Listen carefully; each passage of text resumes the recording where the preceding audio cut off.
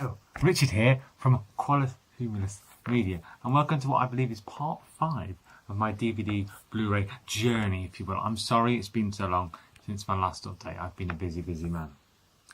Not doing anything in particular, but there you go. Okay, so today we are going through Q, R and S. So trying to keep this a little bit shorter than my last videos, but we'll see how much I waffle. Okay, let's start with Q. There's only one. That's A Quiet Place, my favourite horror film from last year. Absolutely brilliant. If you like horror, if you like sci-fi, pick this one up. Right, so that's straight on to R. So, we've got The Ring and The Ring. This is the Japanese original and this is the American remake. I think overall, entertainment-wise, I probably enjoyed the American remake slightly more. Lovely slip on that one, DVD release. This is the Japanese version, which I think probably is a bit scary, but it's a bit slow moving for my tastes. But still, great film. Then we have The Ring 2, the Japanese version, which is really good. The Ring 2 American version is rubbish, don't watch that. Okay, we've got Rise of the Planet of the Apes, which was the start of the new Planet of the Apes trilogy. I really enjoyed that trilogy, and this was a lovely start to that. That's on DVD. Next we have Rogue One. Yes, Rogue One. Well, it would be because of R. Yeah, that's right, Rogue One. So this is a Star Wars story, Rogue One. I really enjoyed this. This is the story leading up to A New Hope, with a fantastic end to it. I think everyone knows about the ending, but yeah, I mean, it's a war film set in the Star Wars universe, and it's got a gorgeous cover on that one. The Ruins, quite a little known horror film about a group of teenagers that go to some Mayan ruins, and wow, I'm not going to spoil it any more than that, but you won't see what's coming, and when it does, it's brutal.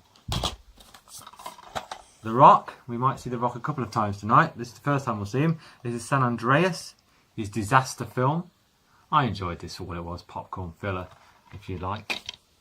And then we have the 7, is it 7? Yeah, 7 Saw films. So I'll go through these quickly.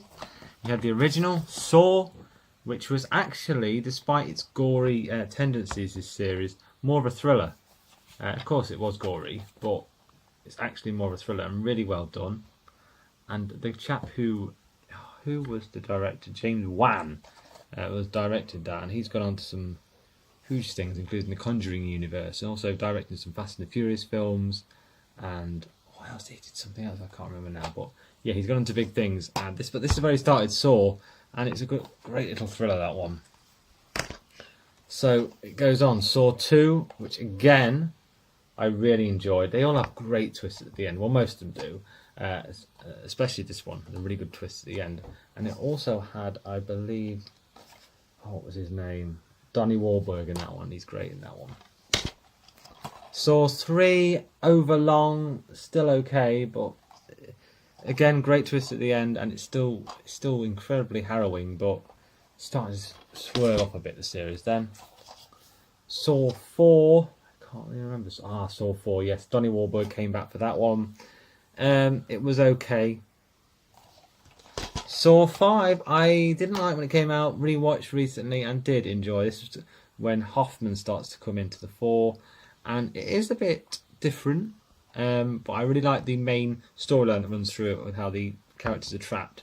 That's Saw 5. Saw 6, again, that was just okay. They all have great twists at the end.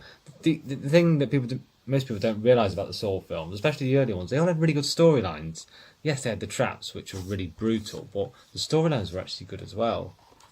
This is Saw, the final chapter, which they've made in 3D, and you could tell it was just not good how they implemented it, for me anyway. I had a fantastic twist at the end, but it didn't make a lot of sense, but it was kind of cool to get that throwback to the first one. It's just okay. And then I haven't done any Jigsaw because it's kind of pointless. Okay, Serenity, which is a follow-up to the Firefly TV series, Firefly, fantastic TV series, criminally cut short for no particular reason, but this was the film that spun out from that, and that's a brilliant film. 7, incredible. Look at that, I love that cover. It's very simple, plain. Harrowing, Brad Pitt, Morgan Freeman. What a film. The Shining, Stanley Kubrick. This is the 4:3 version. I don't know why I own the 4:3 version, but it's a fantastic film. One I probably need to upgrade. Shin Godzilla. And this is the latest Godzilla film from the Taito studio. Gone back to its roots, if you like. I will say there's about 40 minutes of people just in rooms being politicians, which sounds a lot like the Brexit crisis recently and isn't very interesting to watch. But when this chap appears, that's fantastic Godzilla action in that one. Okay, Sin City and Sin City 2. You may notice I own one on Blu-ray, one on DVD. That's because I upgraded my DVD to the Blu-ray because this is actually the theatrical and recut extended versions. And what happens in that one is, as you know, Sin City is a series of interconnecting storylines. And what this one does, it takes every storyline out and plays it as its own separate tale, which I really like because it's more like reading the comics then. So that's why I upgraded it. Sin City 2, again, it's more of the same. I think it got a lot of flack for just being literally more of the same, but I don't know what people expected really. Silence of the Lambs, fantastic film. You don't need me to tell you much about that one. Sinister, really scary for me. I'm really frightened by Sinister. Not so much the sequel, but the original was fantastic. Sleepy Hollow, Johnny Depp, Tim Burton, realign for a great film. This one again I got digitally as well. This is Skyscraper. I know everyone hates this film, but I thoroughly enjoyed it. So you know what? Look, I mean, IGN 4 stars, wildly entertaining. And I go with that. Pure action, said Sunday Times Culture. So it is wildly entertaining. It's got The Rock in. It's also got Nev Campbell in it from the Scream universe. And they have great chemistry in it. It's rubbish, but it's a good kind of rubbish. You know, like takeaway pizza in the morning. It's garbage, but it's nice garbage. Skyfall. I love the slip on this one. A fantastic Bond film. Probably Daniel Craig's best, if I'm being honest. Slightly better than Casino Royale. And better than Spectre, which I'll get to in a minute. But yeah, I love Skyfall. Fantastic film. Okay, here we're moving on. Okay, Snatch, which is the sequel to Lock, Stock.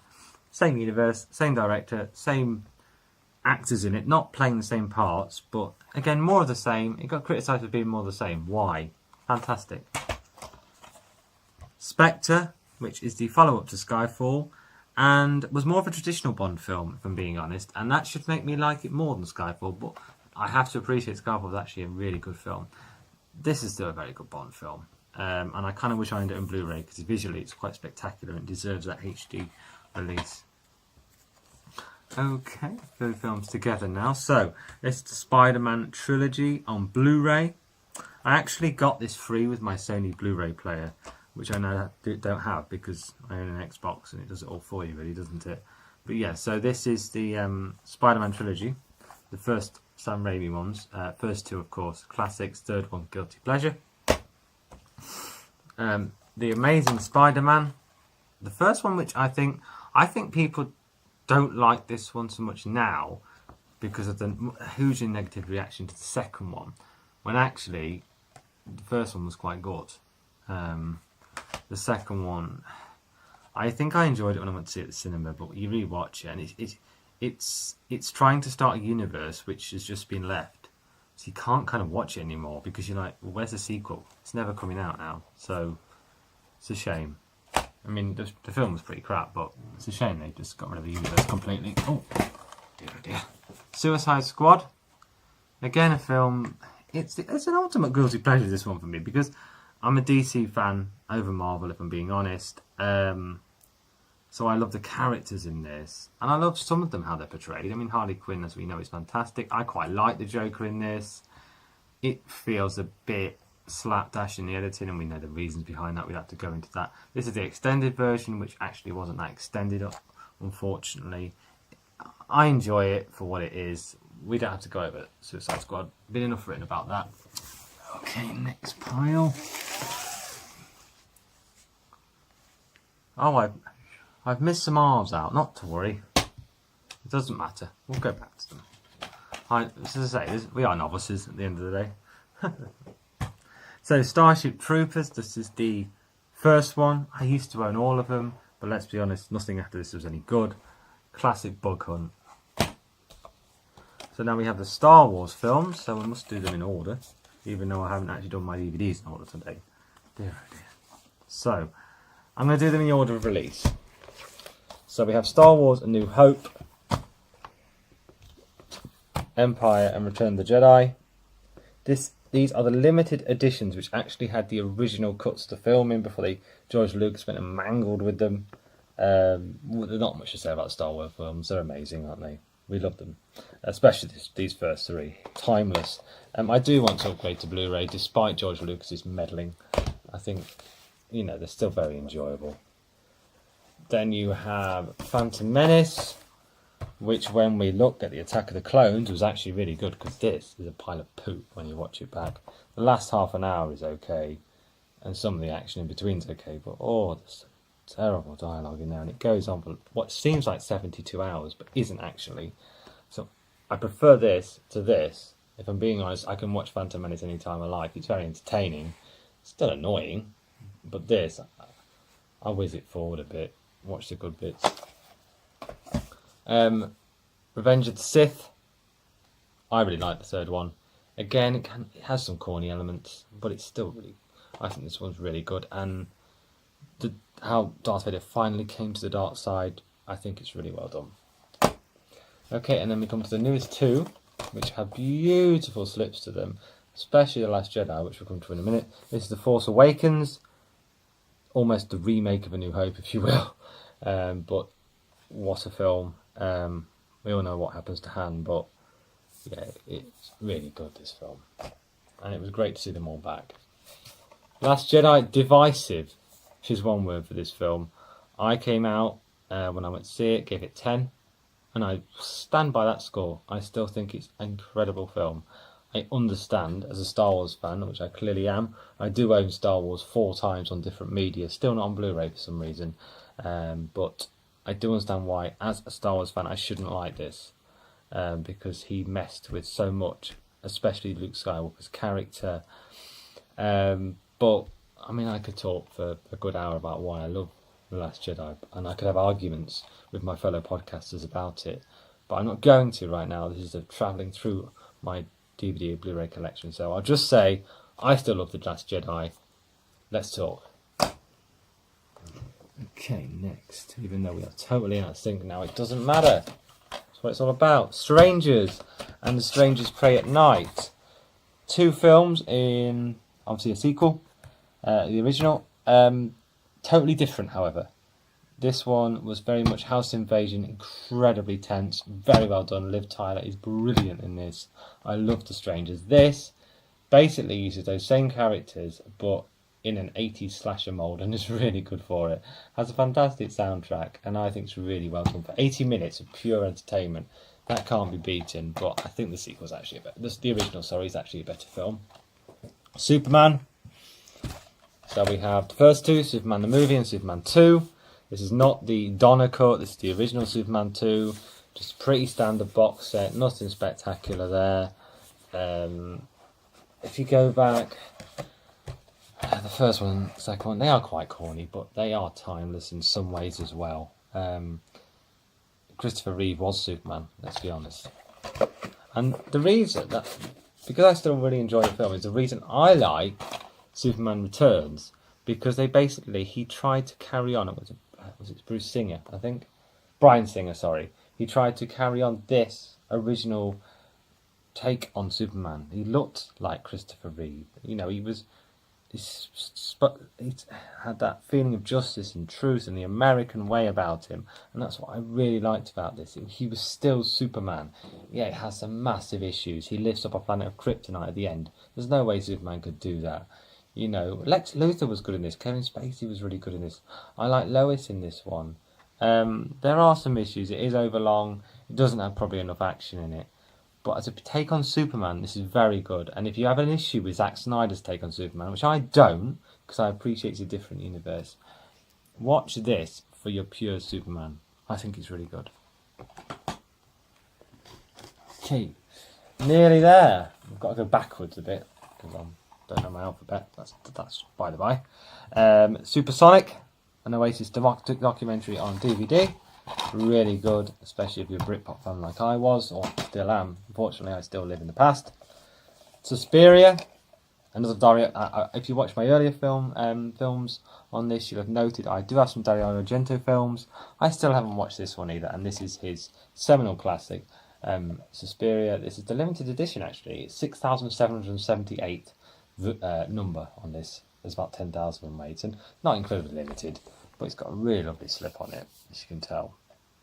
I do really want to watch this.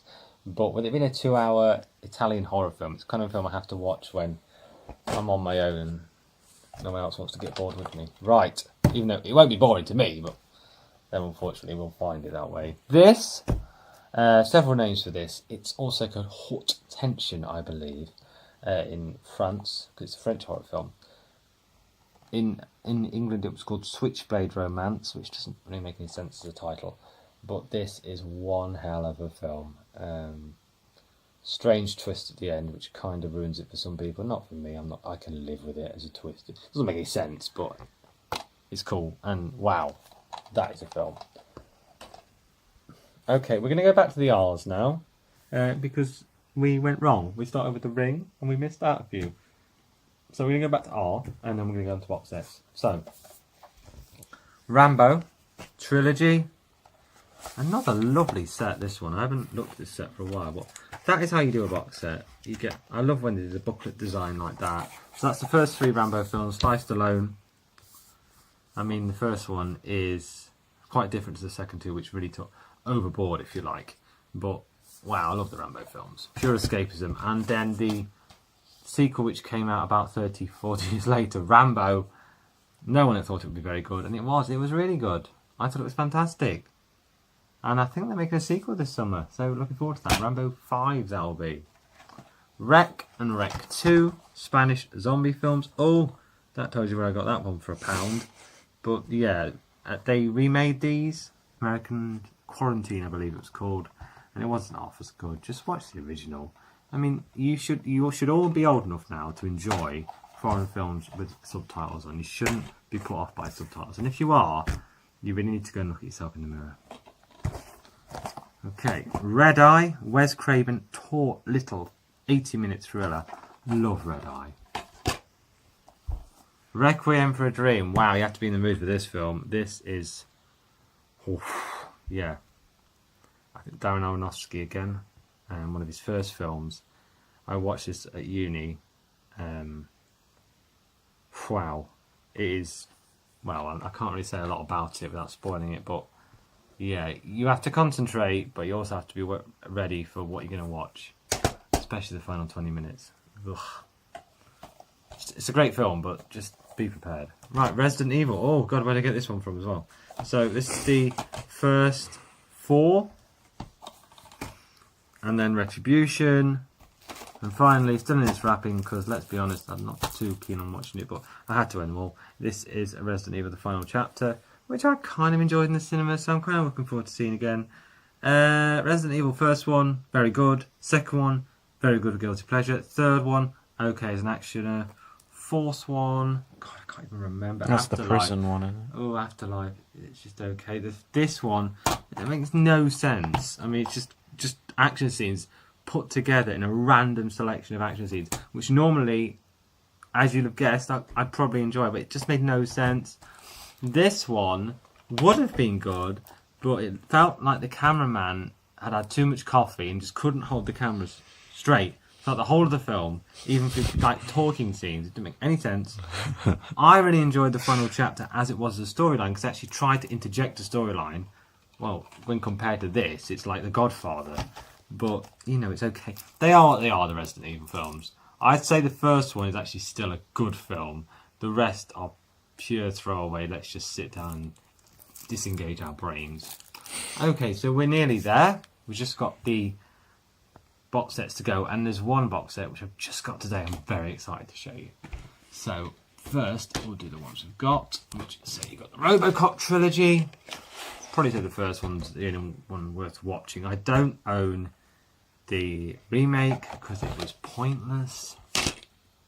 There's just no point remaking a film if it's not going to be any better. Or even like different, or just trying. It was lazy for me. It was a 12A RoboCop film. It was just, ugh. Okay, the Rocky, the complete saga. I don't own Creed or Creed 2 yet, and I still haven't seen either of them, which is a massive misnomer for me. I really need to get them, or at least see them. But I love the Rocky films. I mean, so you've got the first one, Rocky. Actually won an Oscar, that did. People forget these are actually really good films. They did dissolve a bit in quality towards the end. Still very enjoyable, but if it's a film critic, dissolved in quality. Rocky is a classic. Rocky 2 I actually enjoy slightly more because he won in that one. Rocky 3 is the ultimate, just enjoyable Rocky film. Got Hulk Hogan. Oh no, Hulk Hogan's in number 4, sorry. Very enjoyable. Where's the Thunder Lips? I can't remember, Thunder Lips in number 4. Just tell me if Thunder Lips is in 3 or 4, because I can't remember. I think he's actually in 3. Dolph Lundgren, number 4. Dolph versus Sly. Brilliant. I love number 4, especially the montages in 4 are brilliant. 5 is trash, but we all know why. And the 6th one, where he came back for one last fight. And I tell you what, I stood up in the cinema in this when in the actual boxing scenes, was just like going mental for it. I love Rocky Balboa, so I can't believe I haven't seen Creed, because the first one especially is supposed to be brilliant. Probably because Rocky isn't the guy punching people in it, but they are supposed to be really good. And Dolph Lundgren's in the second one, so I really should have seen them. I'll fiddle with that in a minute. Okay, finally, the one I've been wanting to show you. This is my new Scream box set. Came today. Now, I had them on DVD, but I've always wanted them on Blu-ray. You can't... Well, I think you can get a collection in the UK, which is a bit bog standard. This is bog standard. But what sets this apart is that cover. Look at that. This cost me £4. And I talked about the death of physical media before on this show. And this is what it's all about. There's 4 films in here. And Scream, Scream 2, Scream 3, Scream 4. The first 2 and the 4th one are really good films. Third one trails off a bit. I still enjoy it. So I've got basically 3 good films and 1 good film on Blu-ray for £4 in this epic box set. What's going on with the world? And, I mean, the cover's all, because in reality, it's 1 case. And that's all you get. But it doesn't matter when the cover's that cool. And actually, it's a reversible sleeve as well. Oh, crying out loud. Brilliant. Now, the reason this is slightly cheaper than it should have been is this little dot here. If you press that, it should scream, and it's run out of battery. Now, I'm sure there's a way to replace said battery, but it would probably involve disassembling all the cardboard, which I can't really be asked to do. But I mean, £4 for that. Wow, I've been really excited to show you that. So Scream, go on eBay now. There are stacks of them.